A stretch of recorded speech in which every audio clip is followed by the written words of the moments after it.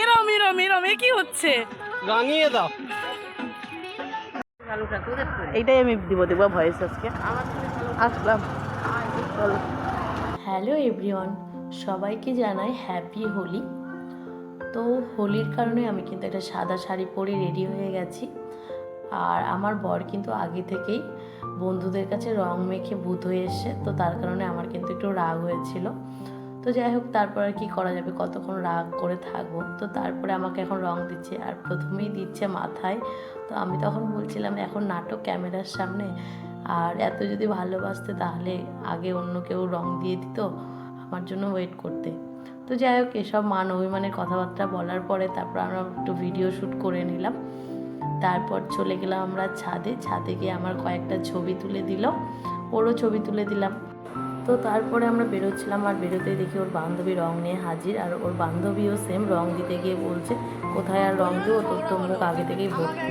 তো যাই হোক, তারপর আমি আর ওর বান্ধবী মিলে দুজনে রং খেলে নিলাম। আর রং টং খেলে এবার আমি আমার বাবার বাড়ি যাওয়ার উদ্দেশ্যে বেরোবো। আর তার আগে আমার শাশুড়ি মা বলছিল আমার ছবি তুলিস না, আমার ছবি ভালো আসে না। আমি বললাম আজকে তোমার এই কথাটাই ব্লগে নেব। আর এই যে সুভাষদা রং এত দিয়েছে তাও হয়নি, তার জন্য নিজে নিজে রং মেখে নিয়েছে। তো তারপরে এখানে সব দেওরগুলোকে রং লাগাবো। এগুলো হলো আমার বরের বন্ধু, এরা সব আমার বাড়ির সামনে মাঠেই বসেছিল। ওই হোলির দিন এখানেই বসে আড্ডা মারে, হোলি কেন সবসময় এরা এখানেই আড্ডা মারে। তো যাই হোক, আমি এক এক করে আমার সব দেওরগুলোকে রং লাগাচ্ছিলাম। এখানে দেওর ছিল, দাদা ছিল, মানে আমার বরের বড় যারা দাদা।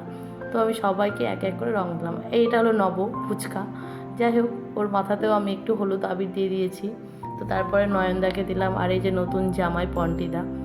তো তারপরে রাস্তায় দেখি আমার এক জায়ের সাথে দেখা, তো যা যাচ্ছিল দোকানে, ওদের দোকান আছে খাবার দিতে। যেহেতু স্নান টান করেছে তাই আমি আর বেশি দিলাম না, অল্প একটু টিপ দিয়ে দিয়েছি। তারপরে আমরাও চলে এলাম আমার বাবার বাড়িতে। আর বাবাকে আমি রাস্তায় দেখতে পেয়েছি, বাবাকে রাস্তায় দিয়ে দিয়েছিলাম। আর মা এখন স্নান টান করে পুজো করছিল, তাই মা বলছিল আর বেশি দিস না, একটু ফোটাতে তাহলেই হবে।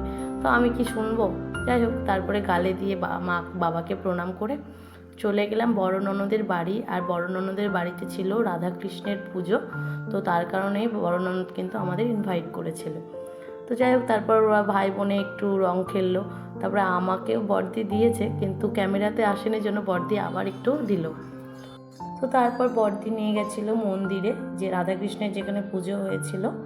তো সেই মন্দিরে গিয়ে প্রণাম টনাম করে নিলাম, নিয়ে তারপর খাওয়া দাওয়া করে আবার বাড়ি ফিরছিলাম। ফেরার পথে ওর বন্ধুর সাথে দেখা হয়েছিল, আর এখানে ওর বন্ধু নাচানাচি করছিল। তো তারপর ওর বন্ধুকে টাটা বলে আমরা বাড়ি ফিরছিলাম। আর দেখো রাস্তায় এখন ফিরছিল। তো যাই হোক, তারপর ফাইনালি বাড়ি চলে এসে, আর আমার লাস্ট মুখ এইটা ছিল আজকের। তো আজকের হোলিটা তো আমার খুব ভালো কাটলো। তোমাদের কেমন কাটলো হোলিটা অবশ্যই কমেন্ট করে জানিও। তো আজকের ব্লগটা এই পর্যন্ত, দেখা হচ্ছে নেক্সট ব্লগে। টাটা।